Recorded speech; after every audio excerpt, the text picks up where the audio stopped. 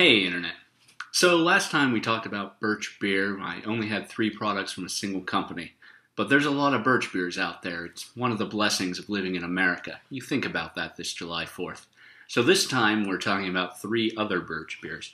We've got the Kutztown Birch beer from the Kutztown Bottling Works of Kutztown, Pennsylvania, go figure. Now this company's been around since 1851. They've been bottling various beers from Reading, from Philadelphia, for over a century. They got in the soda business in the 20s when they bought up another company's recipes, and Prohibition had kind of shut down their beer sales for a little bit.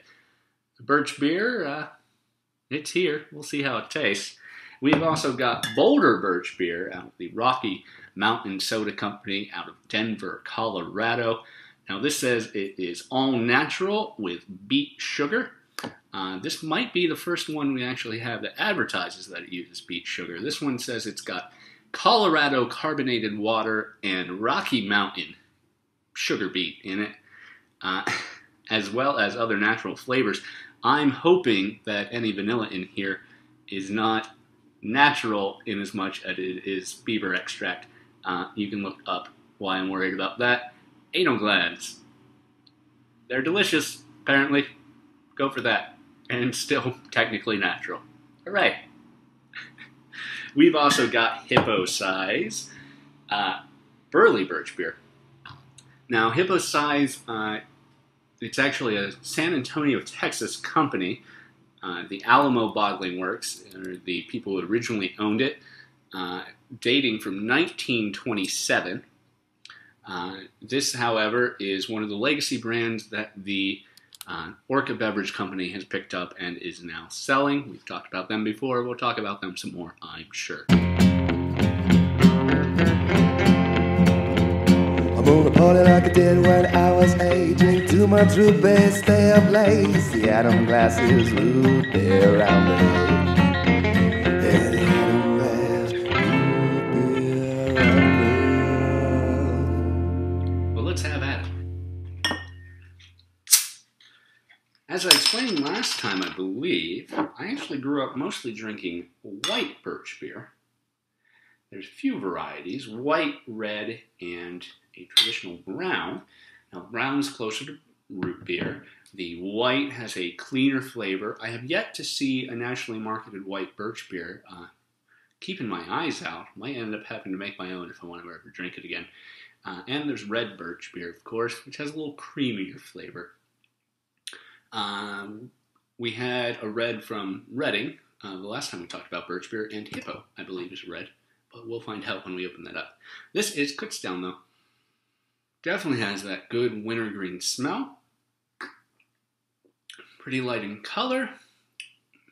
The sweet is definitely, this is mostly sugar. It is definitely sweeter than it is flavorful. But it is a very straightforward wintergreen flavor. Unlike the last brown birch beer that we had with Reading, which was seemed like more of a mix of root beer and wintergreen.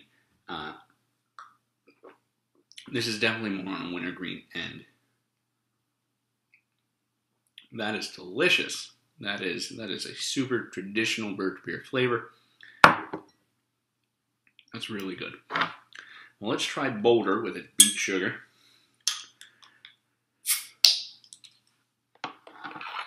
This one definitely smells creamier, smells more vanilla-y. Has a bit of a darker color.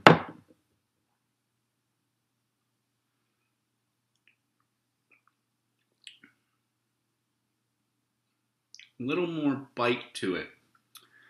The birch in this is really, really subdued. The front flavor is definitely vanilla.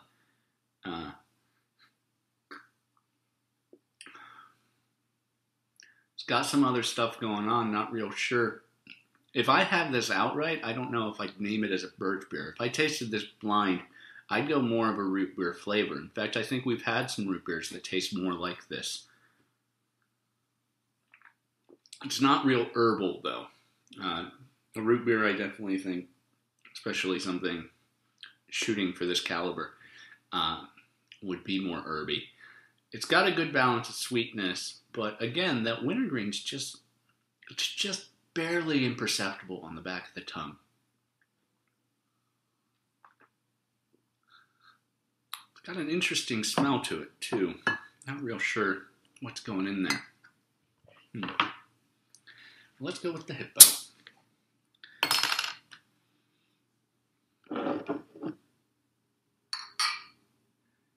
When I was in junior high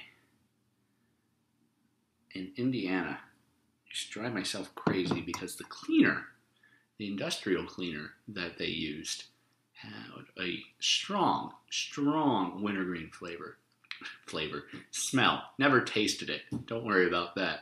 Don't drink industrial cleaners unless I'm trying to get the taste of spruce beer out of my mouth.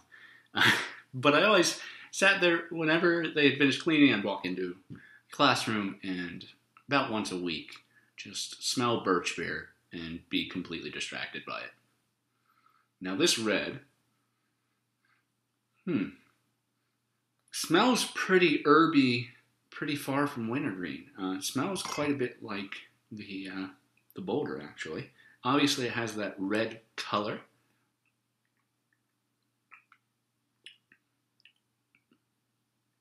See, that's interesting. Because it's almost like that red color they added. There's kind of a cherry flavor to it. Get a little water in my mouth.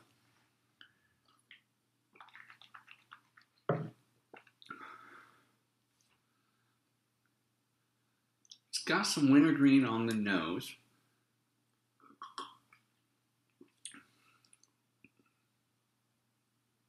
You know, it's interesting. I always compare, when I'm explaining the difference between white and red birch beer, I always compare it to cream soda and red cream soda. White, traditional, has more straightforward flavor, where red has this creaminess to it. This one's not just got that creaminess. Again, it's got kind of a almost cherry cough syrup thing on the back end. Pretty good, though. I'll be honest. There are some other red birch beers available around. I think Boylan's has one that I can get locally. So hopefully we can drink some more birch beer in the future. But red, that's good stuff. Not quite a strong wintergreen flavor as a traditional birch beer, but very good, very balanced. Now, just for traditional flavor, I'm going to have to put Kutztown out front. But that Hippo, burley birch beer, right behind. And your Boulder, going to put you in the back. Think you got a pretty good product. Not exactly one I'd call birch beer.